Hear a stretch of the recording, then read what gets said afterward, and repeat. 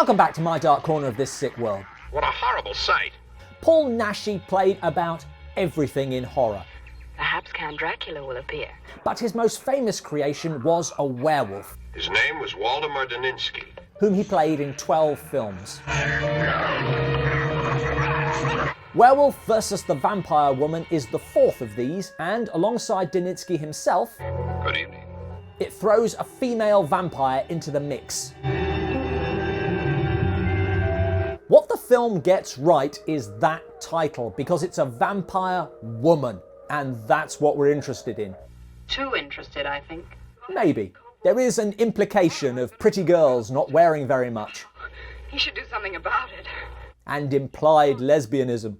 Come with us, and you'll know what pleasure is. On which the film is careful to deliver, along with some kinky stuff too.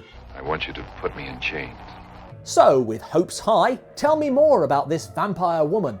Her name was Wandessa Daninsky. I'll probably just be calling her Vampire Woman.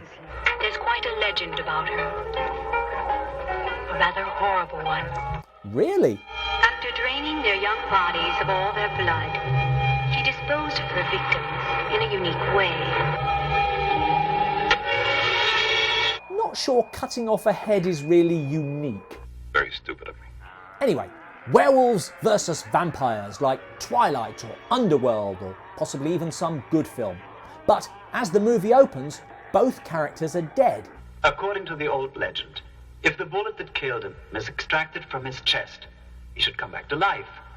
Let's see. Ah, let's see. The last words of every horror film background character destined to end up as a red smear on the flagstones. I'm going to take out those 2 silver bullets. And I can assure you, our Mr. Daninsky will be as dead as ever. Yes, all right, we've established you're going to die in the next 15 seconds. Get on with it.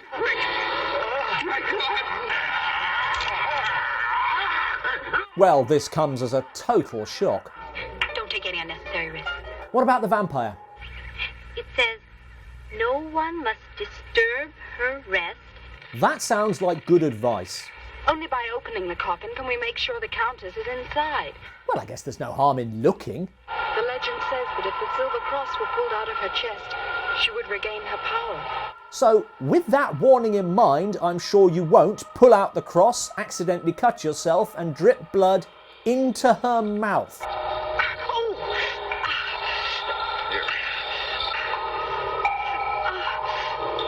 This is now starting to feel a little forced. Should never open the coffin. You think?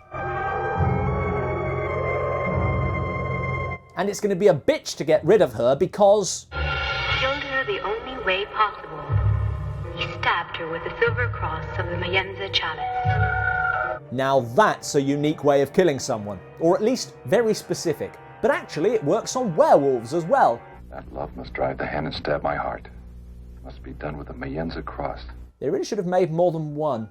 It's a matter of common sense. Convoluted? Yes. So difficult to explain. But that's pretty standard for a Naschy film. It's difficult to understand me. As are the 2 girls, one of whom is naive and scared with a dick boyfriend. I want you to think seriously about me. This will be the main subject of all our conversations. And the other who just wildly tempts fate. No vampire is going to suck your blood. You'll never guess what happens to her. Whereas the sweet innocent one... But I want you to know that I'll remember this moment forever. ends up in bed with the werewolf. It makes me so creepy. That's the immutable pattern for these films. Bad girls get punished. Good girls get laid. But they're not allowed to enjoy it. Now you're free forever. And this is the problem with most Naschy films. And only love can save you, am I right? Despite the convoluted plot, What's most important to me is something non-explainable. and everyone's insistence on tempting fate, Werewolves, silver bullets and all that nonsense. the horror is actually fine.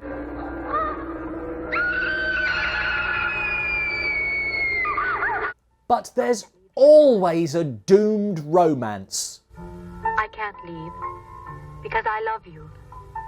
I love you with all my heart. that somehow hinges on these rituals. The man must be stabbed by the woman who loves him.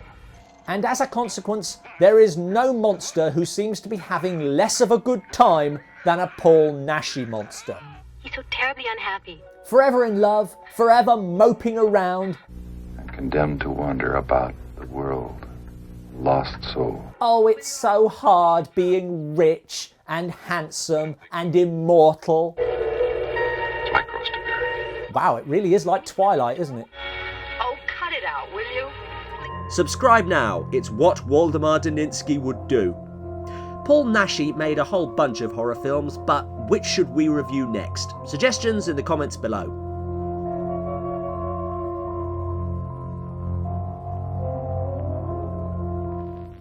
Take care.